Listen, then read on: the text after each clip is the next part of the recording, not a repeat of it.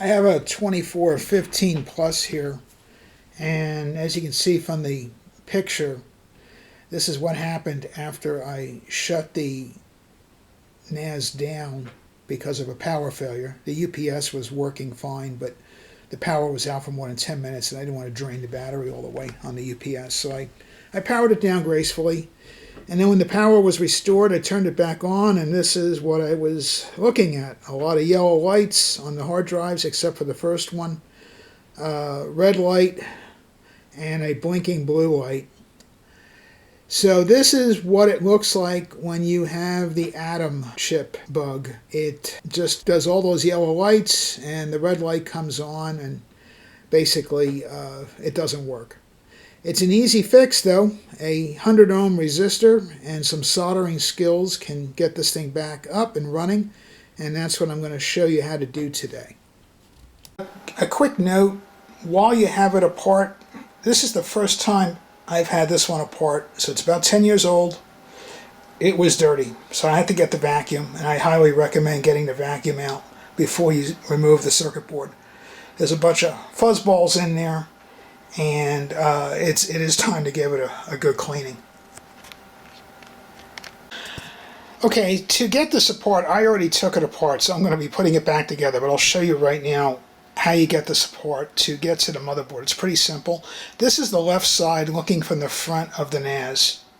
Alright, so when you look at it from the back, just take off all these screws. Here, here, this guy, and this guy.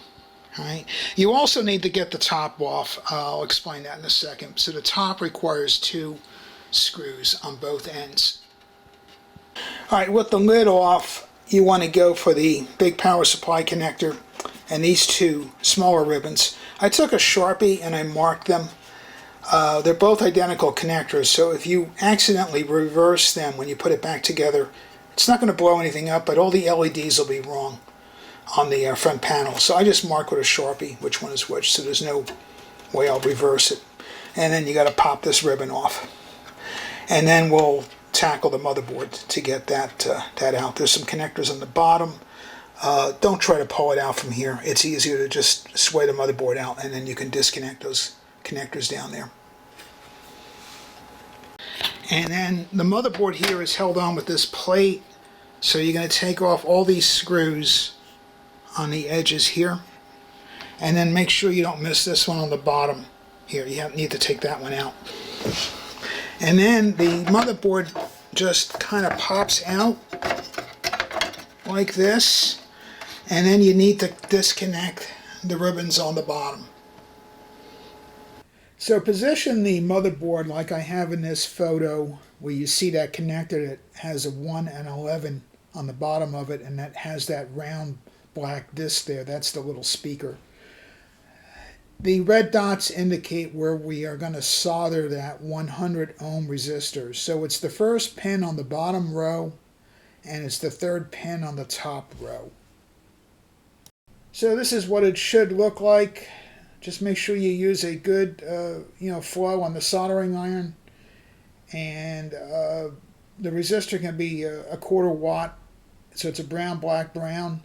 The accuracy doesn't matter, so it can be a silver or gold for the 4th band. It won't make a difference. Alright, the moment of truth. I've put all the drives back in, put it back where it belongs, and let's hope for the best. Okay, I think I'm saved here. Before, when I would turn that blue line on, this red light would instantly come on. And then every drive except the first one would go yellow.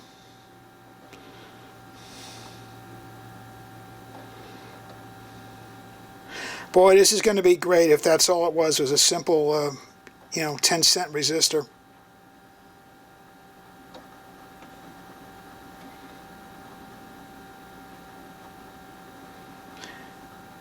Okay, looking good so far. I've got a LAN light, which is really good, and I think I'm in business. This is fantastic. 10 years old, and this thing is still kicking.